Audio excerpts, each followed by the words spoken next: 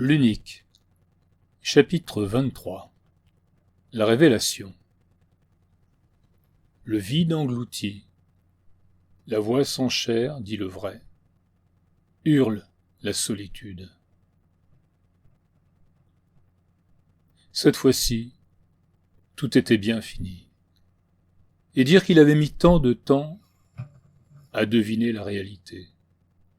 Et l'explication était si définitive, une sorte de fin du monde. Pourquoi n'avait-il pas compris? Est-ce parce qu'il n'avait pas voulu comprendre? La réponse était simple. Bien sûr que quelque chose au fond de lui-même ne voulait pas comprendre. Pour ne pas tout perdre. Pour garder autour de lui ce qui donnait de la consistance à sa vie, à ses actes, à tous ces bonheurs chauds du quotidien, et en particulier Éonie. Le seul rappel de son nom, de son image, lui fit monter les larmes aux yeux. Ozypie revoyait cet instant, le dernier de la présence de celle qu'il aimait. Maintenant, il en était certain. Et comme cette certitude était à la fois dérisoire, voire ridicule et cruelle. Tout à l'heure, au laboratoire, Éonie était devant lui, telle qu'il avait l'habitude de la voir. Mais la réponse donnée à sa dernière question transformait totalement le regard qu'il pouvait désormais porter sur elle. Sivium, Sivium, Sivium. Il lui avait simplement demandé « Alors toi aussi, tu n'existes pas ?» Elle ne lui avait pas répondu. Désormais, elle ne lui répondrait plus jamais. Allongé dans cet espace totalement vide, désormais le sien, Ozypie sentait la folie le menacer. Si rien ne se produisait d'ici peu, son esprit risquait de sombrer. Seule forme auquel son œil pouvait s'accrocher, deux êtres vivants, totalement nus, ressemblant beaucoup à son père et à sa mère, qui, comme lui, flottaient dans l'espace, mais perpendiculairement à son regard.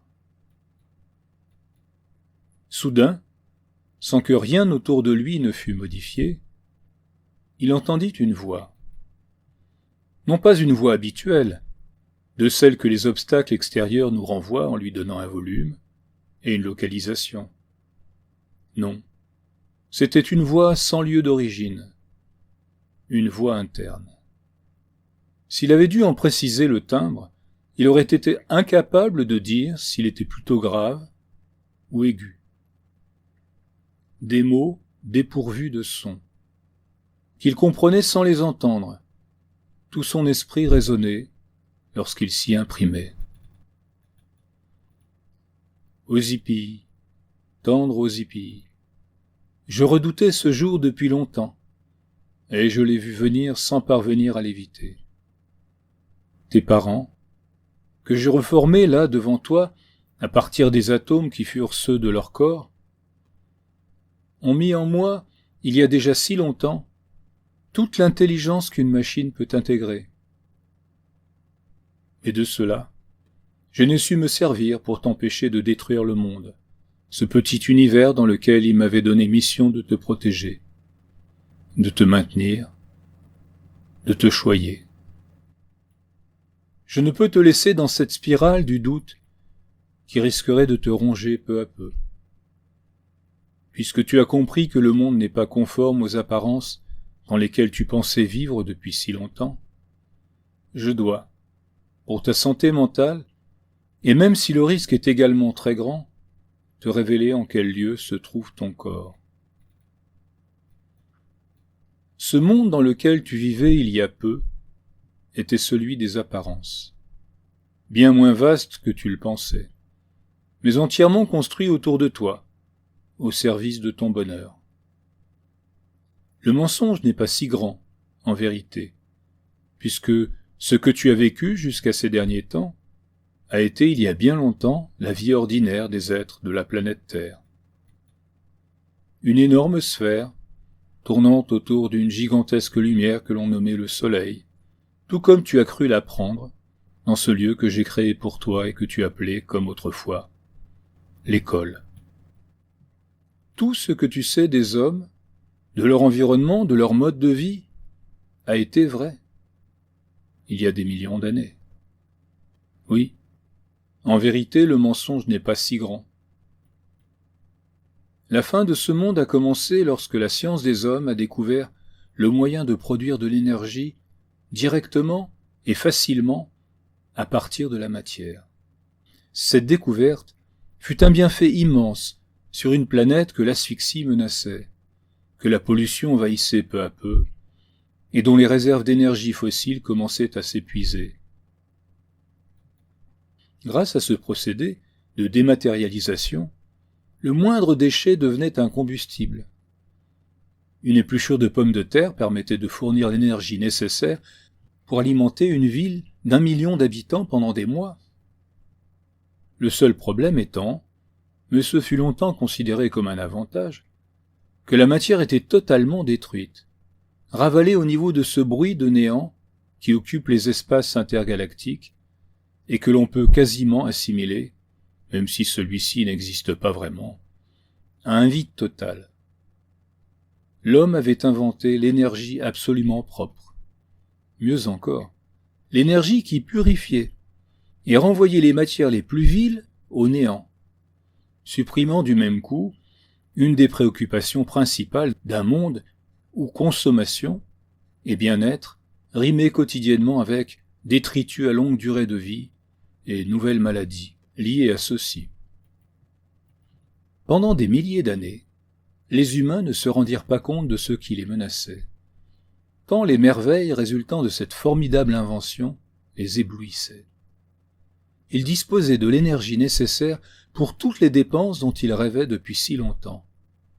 La conquête de l'espace, la transformation de terres arides en jardins luxuriants.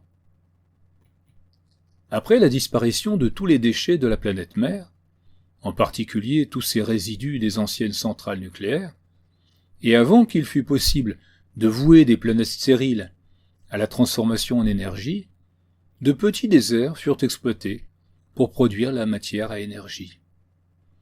Des espaces, jugés sans valeur par des assemblées démocratiquement élues, furent renvoyés au néant, pour alimenter en énergie les appétits toujours plus grands de l'humanité. Dématérialisés, ils permirent sur Terre de couvrir l'ensemble des besoins de la population pour plusieurs millions d'années. À cette époque de prospérité pour tous, les premiers prophètes de l'Apocalypse apparurent pour avertir notre monde du gouffre dont il se rapprochait à petits pas. Bien évidemment, il suffisait, pour qui savait de quoi l'univers était fait, de regarder le ciel et ses milliards d'étoiles, toutes infiniment plus grandes que notre propre soleil, pour être rassuré. À tort. Beaucoup de ces clameurs de malheur finirent internés. Les temps étaient cléments et leurs paroles ne causaient pas de gros dégâts. Malheureusement pour l'humanité, ces prophètes de l'Apocalypse avaient vu juste. L'homme était entré dans un cycle destructeur, pire encore que tous ceux qu'il avait connus jusqu'alors. Quelques dizaines de millions d'années plus tard, il ne restait plus dans l'espace accessible que l'antique planète Terre. La guerre pour l'appropriation de la matière énergétique avait détruit la quasi-totalité de l'humanité et renvoyé au néant tous les astres et toutes les autres planètes. Notre Soleil lui-même avait été consommé, car bien évidemment, ce que l'homme avait su utiliser pour des usages pacifiques, et qui déjà dans cet aspect s'avérait à long terme funeste pour son propre monde, les scientifiques au service des guerriers surent lui trouver des applications autrement plus redoutables. On inventa diverses armes de toute taille, utilisant le même principe de destruction de la matière, mais beaucoup plus efficacement, comme tout ce que savent faire les militaires.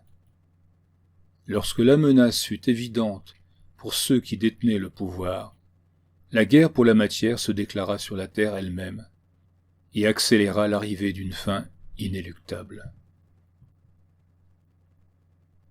Lors des derniers soubresauts de ce monde, ton père et ta mère, tous deux savants de renom dans le domaine de l'énergie, en pressentirent l'issue bien avant tous leurs collègues.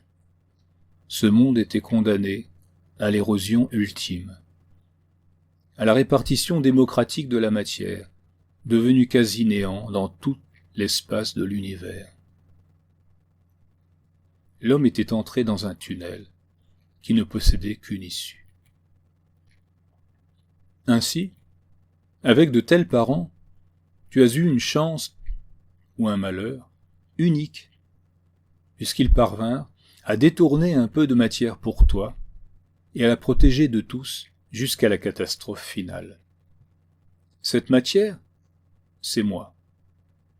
C'est ainsi que tu es depuis très longtemps, l'unique être vivant de ce monde.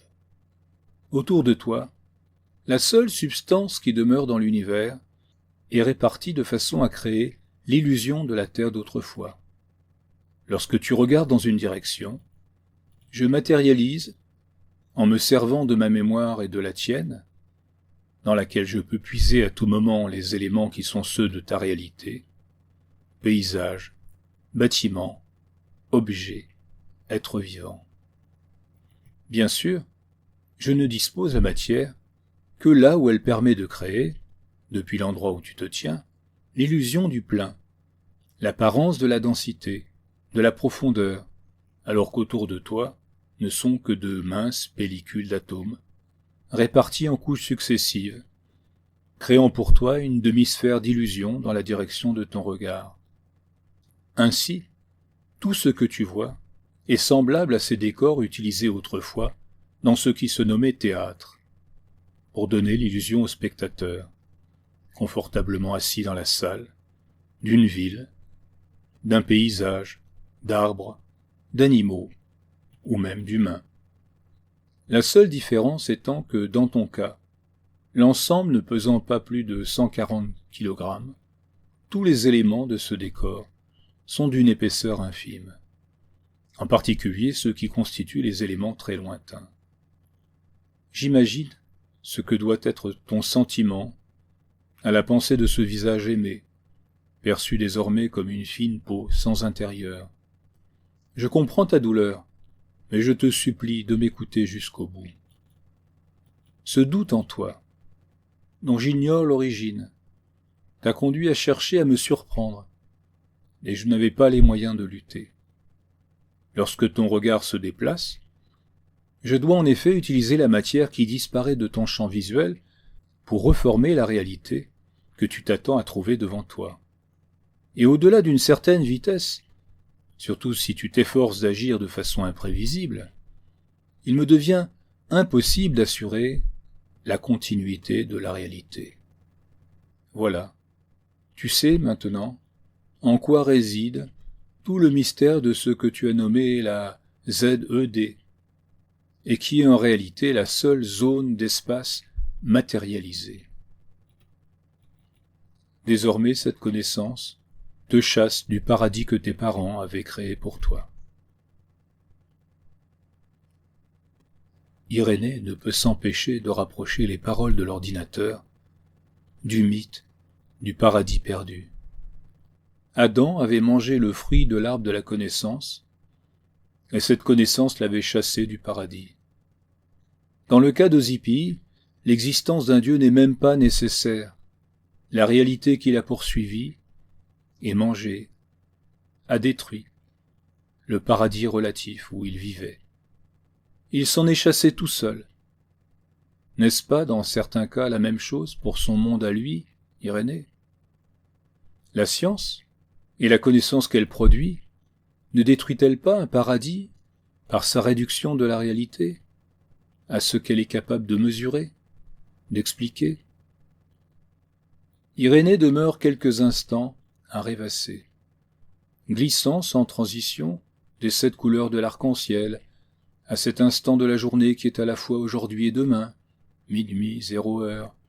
Puis il sort son carnet embarqué, en détacha le stylo, pincé dessus, et, d'une écriture qu'il veut illisible, écrit « Pense à ce qui disparaît en l'écriture, pour le présent et surtout le futur, qui perd par avance une parcelle de sa réalité.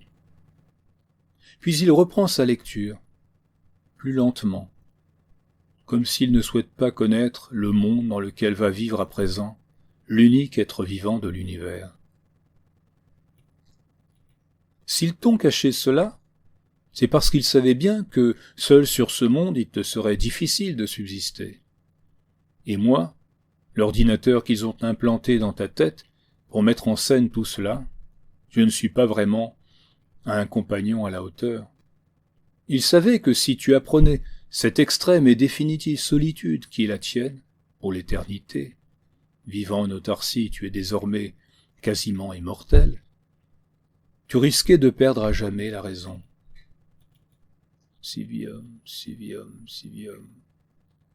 Je vais pourtant te proposer, aux hippies, tendre aux hippies, de tout reprendre comme si rien ne s'était passé, et de te tenir compagnie du mieux que je le pourrais. Il me semble que c'est ce que tes parents auraient souhaité. Irénée est abasourdie par les révélations de l'ordinateur. Kataek, Kataek, Kataek, Kataek. Aux hippies, seul être vivant dans l'univers entier. De quoi devenir fou? Il sort à nouveau, mais plus vivement cette fois-ci, son carnet de sa poche et y écrit. Soudain la caverne s'est ouverte. La vie s'est écoulée. Au dehors, sur les pierres, sur les fleurs du chemin, le monde autour de lui s'en est allé. Comment Osipi va-t-il vivre en ayant comme seule compagnie une machine, dotée d'une intelligence artificielle, certes, mais une machine, un être sans réelle émotion, à moins que celle-ci ait franchi la limite de la singularité technologique, accédant ainsi à ce que l'on nomme chez les animaux, et parfois même chez les plantes, la conscience.